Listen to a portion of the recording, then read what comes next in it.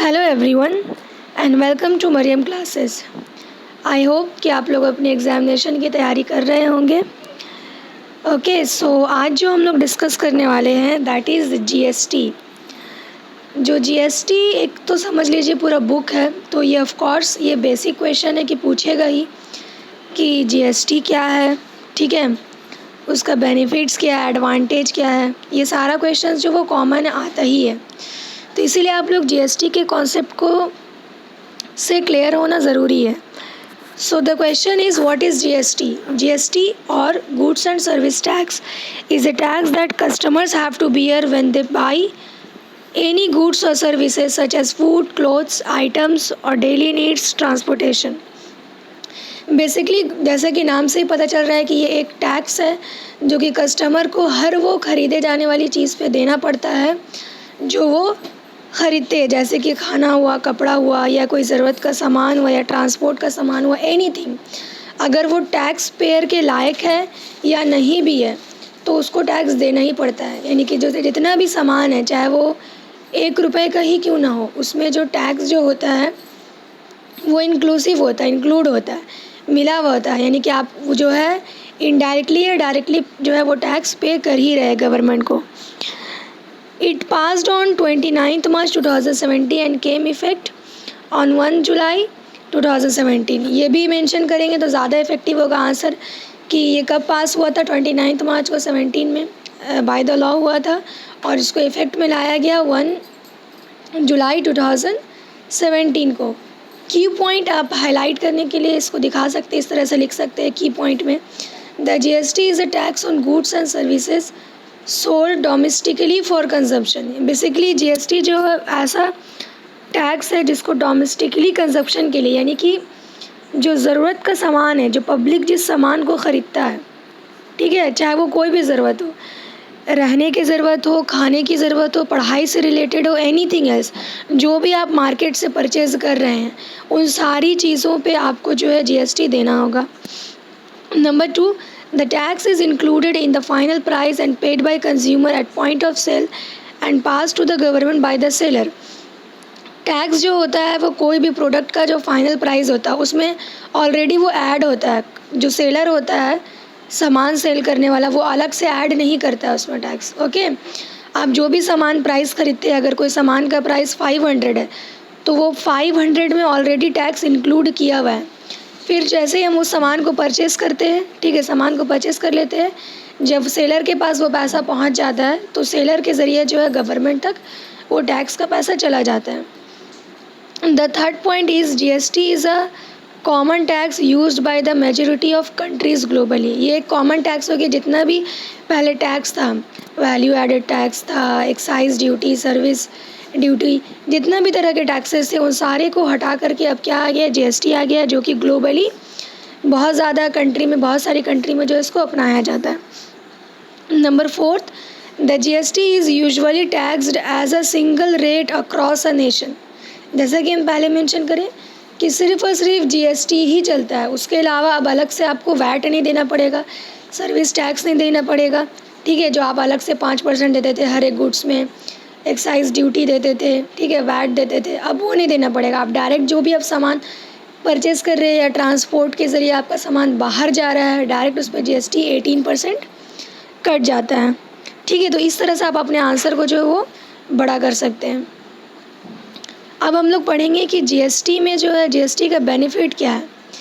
Questions में benefit आए, advantage आए, ओके, ऑब्जेक्टिव्स आए, आप ये पॉइंट को मेंशन कर सकते हैं। अब ज़रूरी नहीं है कि आप हर पॉइंट को अलग अलग तरीके से याद करेंगे, तो ये कॉमन पॉइंट हम कुछ निकाले हैं, आप इसको अगर मेंशन करेंगे तो आपका आंसर आई होप कि सही होगा।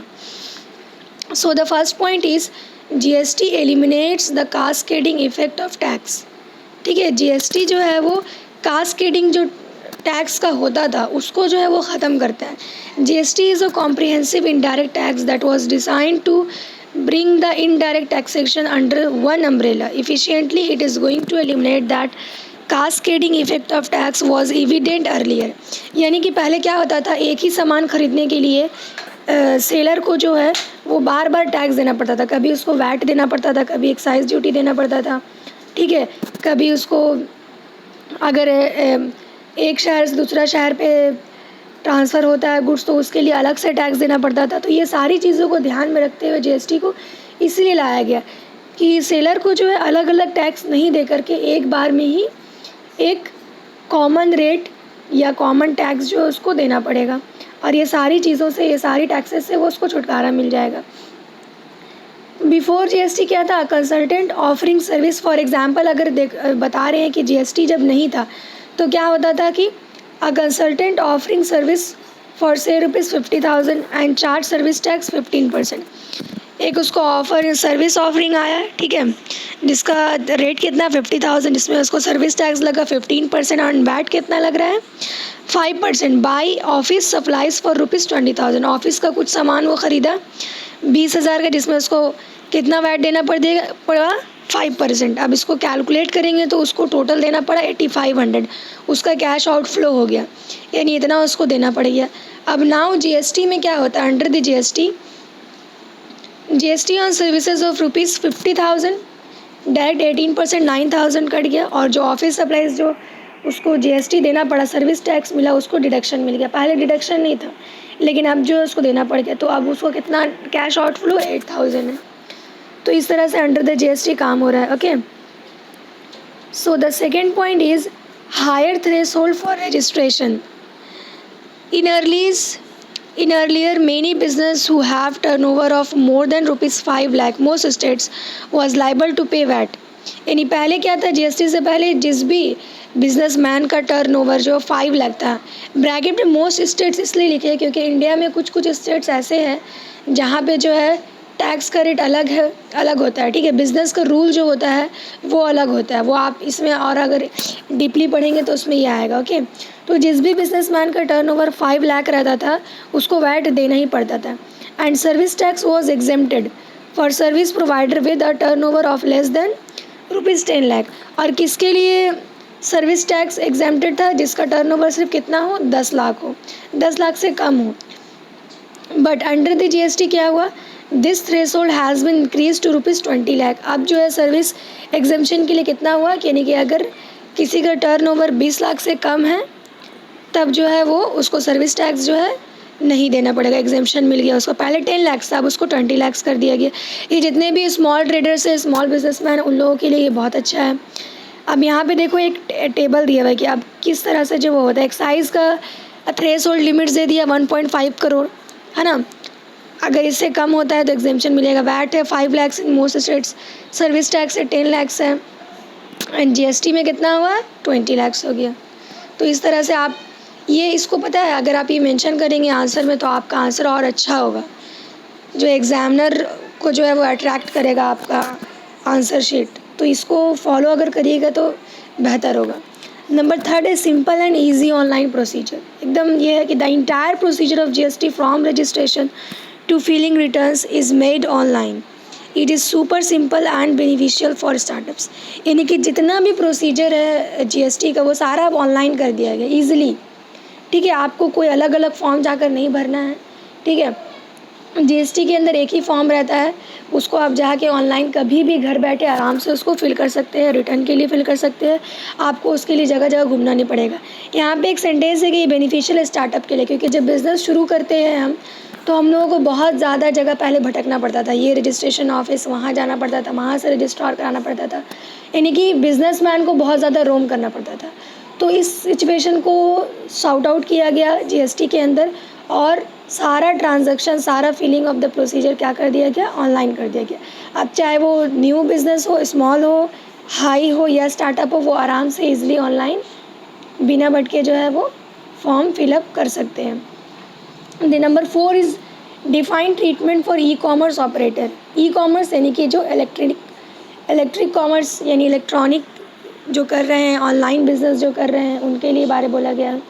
Earlier to GST regime supplying goods through ecommerce sector was not defined. पहले जो जीएसटी से वाले जितने टैक्सेस थे उसमें ई कॉमर्स को उतने अच्छे से डिफाइन नहीं किया गया था, ठीक है।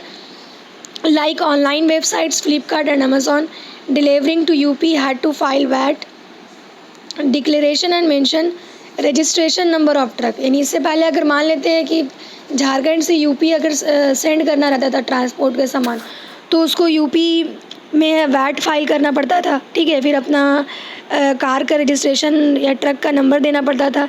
But under GST all this problems are removed.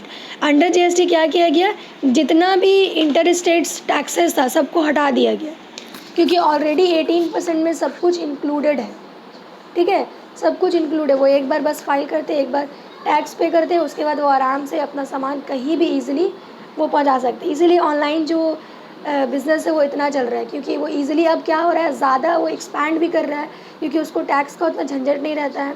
वो कहीं भी अपना आराम से जो है एक स्टोर हाउस या वेयर हाउस ओपन कर सकते हैं और अपना सामान को ट्रांसपोर्ट कर सकते हैं। उनको टैक्स पे करने का हरदम जो है वो टेंशन नहीं रहेगा, ठीक है। नंबर 5 है unrecognised sector is regulated under GST. यानी वैसे सेक्टर्स जो अनरिकॉग्नाइज्ड थे, यानी कि उनको उतना मतलब अच्छे तरीके से फॉलो नहीं किया जाता था या उस पर ध्यान नहीं दिया जाता था, जीएसटी के अंदर उसको भी सुधारा गया। In the previous often seen that certain industries in India like construction and textile were largely unregulated and unrecognized। Construction and textile को हमेशा जो है अनरिकॉग्नाइज्ड किया गया, अनरेगुलेटेड, यानी कि उसका उतना फीलिंग रिटर्न हो रहा है कि नहीं, टैक्स पे कर रहे हैं कि नहीं कर रहे हैं, ठीक है, उतना मतलब कि उनको उनके अंडर जो है वो काम नहीं किया जाता था। But under GST there are provisions for online complaints and payments. But GST में क्या है, सब कुछ ऑनलाइन कर दिया कि आप ऑनलाइन पेमेंट भी कर सकते हैं, कंपाइल भी फाइल कर सकते हैं, there is no issue. GST में चाहे वो कोई भी इंडस्ट्रीज़ हो, कोई बिजनेसमैन हो वो आराम से अपना पेमेंट एंड कंप्लायंस दोनों साथ में कर सकता है। इसीलिए जीएसटी को लाया गया है और उसका इतना बेनिफिट बताया गया है। Last point is the number of compliances is reduced. क्या हुआ कि अब थोड़ा जो है प्रॉब्लम्स को सॉल्व किया गया, घटाया गया। Before GST there are many tax like VAT, excise, service tax had their own forms और वेज टू फिल। जितने सारे टैक्सेस थे सर सबका जो है अपना अपना क्या था, फॉर्म्स था, और हर बार जो है बिजनेसमैन को या ट्रेडर्स को जो है वो फॉर्म को फिल करना पड़ता था, ठीक है, और अपना टैक्स पे करना पड़ता था अलग अलग। But under GST there is just one unified return to be filed, ठीक है, लेकिन जीएसटी में सिर्फ एक ही फॉर्म फिलअप करना है, उसी में आपका सारा टैक्स कट जाएगा, ठीक है। In GST there is 11 returns out of which 4 are basic return which apply to all tax pair.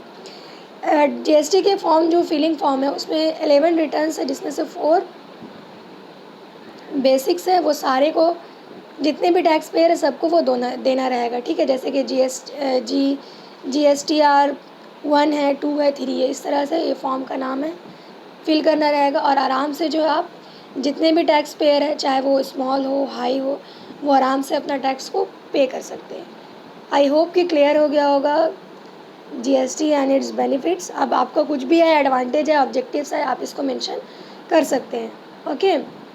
अगर कोई भी डाउट है आप हमको कमेंट सेक्शन में मैसेज करके पूछ सकते हैं, हम उसका ज़रूर रिप्लाई देंगे, ओके। अगर आपको ये वीडियो अच्छा लगा है तो प्लीज़ इसको लाइक, शेयर एंड सब्सक्राइब ज़रूर करिएगा।